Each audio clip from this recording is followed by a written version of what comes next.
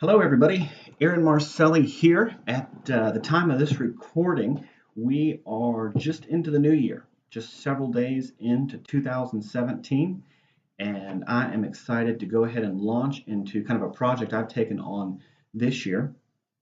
Just wanting to do a series of videos around a topic that really has me interested and excited lately, so much so that I'm putting together this video series, probably going to do one video every month throughout the year, and just coming at this topic from different angles and different aspects of it, and really excited about the opportunity to do this. So I want to go ahead and dive in and let you know that the topic we're going to be dealing with in these videos is that of quality of life. And this is, again, a concept that I've found just intriguing, one that really I'd say I hadn't heard talked about much, especially in those terms and with the term quality of life until the last couple of years. I mean, maybe that just wasn't a subject matter that was discussed much when I was younger, even in my college days, but I really think it's because more effort and focus and energy and kind of structure has been added to this conversation, this topic, over the last couple years. I mean, I hear it talked about in political sense. I hear it talked about in social life. I hear people say that what they consider quality of life issues play into decision making regarding work, life, where you choose to live, things like that. So just want to do an introduction in video one to this topic, give you a little bit of framework if you're unfamiliar, let you know where I'm coming at it from, and then we'll, like I said, address it a little bit deeper each and every month this year. So before I get into anything, I just want to give you some feedback I received. Several months ago, I put on Facebook and I asked people, I said, what do you think of when you hear the term quality of life, or what goes into what you consider quality of life? What makes up quality of life for you? So as soon as I can pull this up, just want to read a couple of the responses that people got, and I thought these were great. So no more prompting than that. I put it out there. Actually, I said, here's the question. I said, what does quality of life, quote, quality of life mean to you? Left it at that. I had one person who sent me like almost a document worth of text on how that's changed. Their perspective on that has changed, having a disabled child.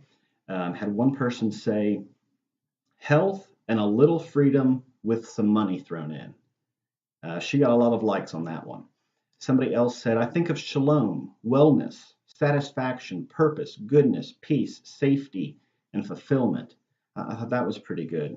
Ashley, who's a friend of mine who kind of tends to think differently about these things, she had some good input. She said, it's all relative to the environment and conditions we are accustomed to.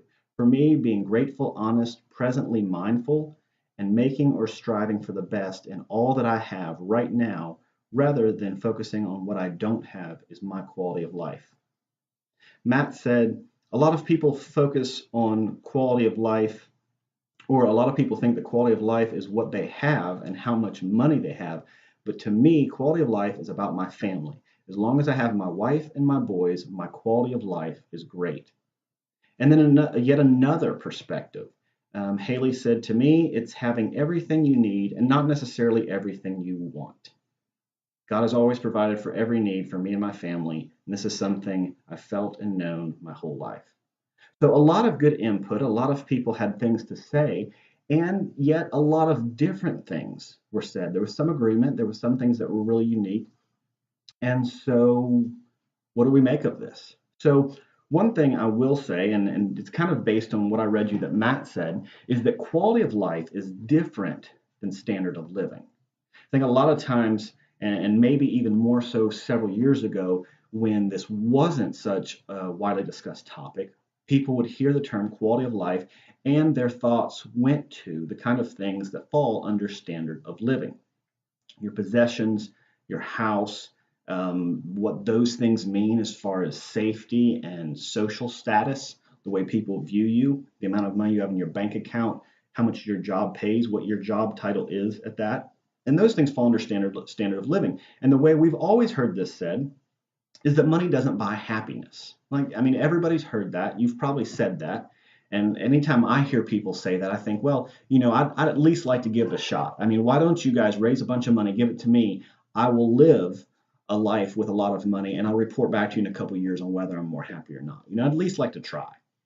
But it's commonly accepted wisdom that money does not buy happiness. Well, that statement is true and not true at the same time. In one sense, it's true. Studies were done that did show that people who lived with an income of about $50,000 a year were significantly more happy than those who lived at an income of about $5,000 a year. So when you think of somebody who has a relatively average income, about $50,000 a year, compared to somebody who would either be homeless or in extreme situations where they had very, very little income, obviously there was a difference there, or there was a difference there. That was proven that the person who made the 50,000 was much higher than the person who had an annual income of about 5,000. But yet, when study beyond that was done to compare somebody who had the 50,000 and somebody who made $5 million a year, there were absolutely no differences. There were people who were extremely happy and extremely sad in both situations, or extremely unhappy in both situations. And so it was proven that once you kind of get to that level of standard of living where your primary needs are taken care of, or you're able to take care of your own primary needs, then beyond that, there's not a happiness factor regarded in what you have. So money does not buy happiness, and so we're not talking about standard of living when we talk about quality of life. A great quote from a PhD psychologist on this, he says, research has shown that standard of living has increased in most industrialized nations over the last 50 years, while quality of life has remained static. The most commonly expressed reason for this difference is that most people have become focused on outward objective signs of competitive success and material possessions, and have ignored or paid relatively less attention to the subjective experiential factors in life that contribute to quality of living. And this is true in the United States. And another study in the United States says that while we have seen an increase, most people have, in standard of living, that as a nation, our average or our mean quality of life level has not increased since the 1960s. And so obviously there's a difference between these two. And if you're just focusing on improving your standard of living, that's not necessarily going to lead to a better quality of life. So what is quality of life? To completely oversimplify, just for the sake of introduction, it comes down to experience. It really comes down to the experiences you have, and especially those repeat experiences that make up the routines of your life.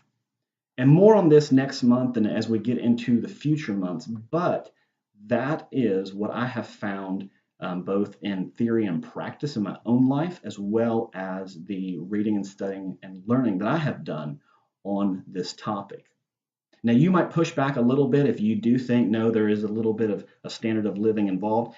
And what I would say to that is that if you think about the things that sometimes we naturally think provide happiness, boil those down. Go a little bit beyond just the actual possession. If you think buying this car will make me happier, once I have this house, I'll be happier. Once I do, think about that. If you go beyond that and think about, okay, beyond just the physical item that you're purchasing, what is your intent with that? What do you expect that to bring?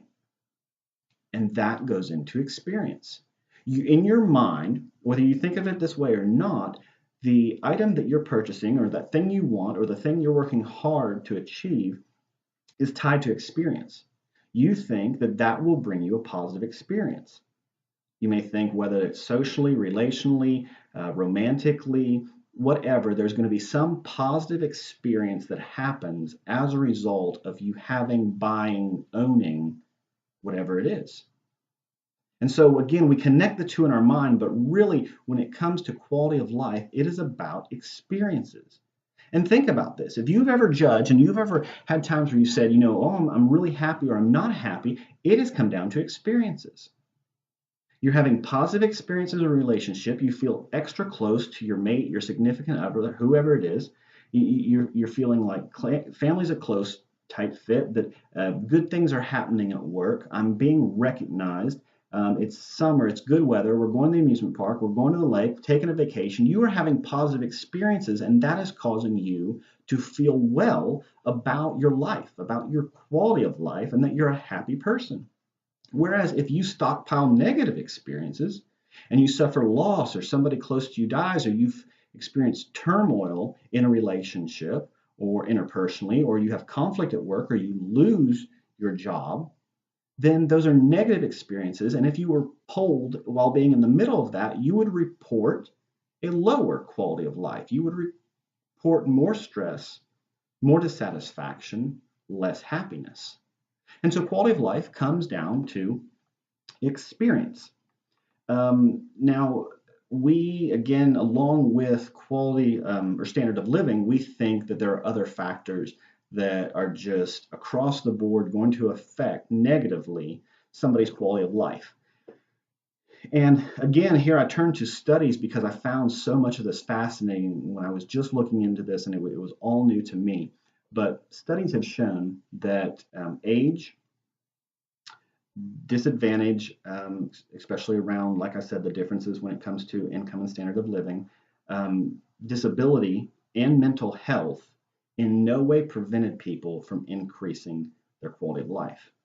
And the dynamic between somebody having and dealing with those issues and their quality of life were minimal. Were not as much as you would think. You meet somebody with a disability or a mental health disorder, or who maybe is advanced in age and able to do less physically, you think, okay, they're at a lower starting point.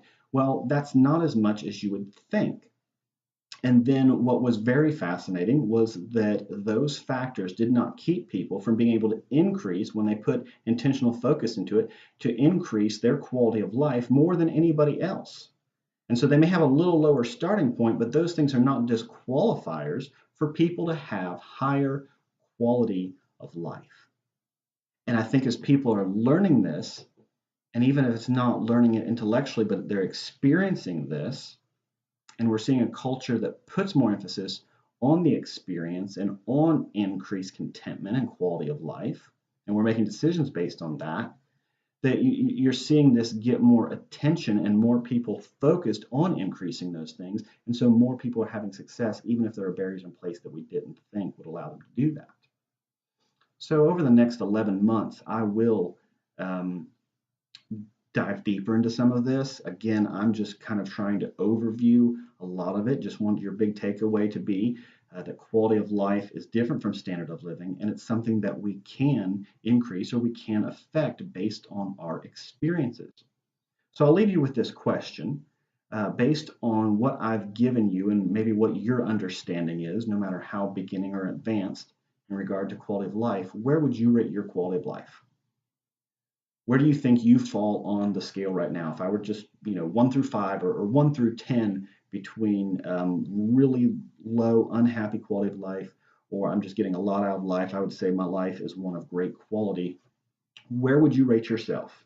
And kind of internally give yourself some reasoning behind that. Why do you think that? And so just keep that in mind. Bring that to the table next month when we discuss further the experiences that affect our quality of life. I look forward to seeing you then.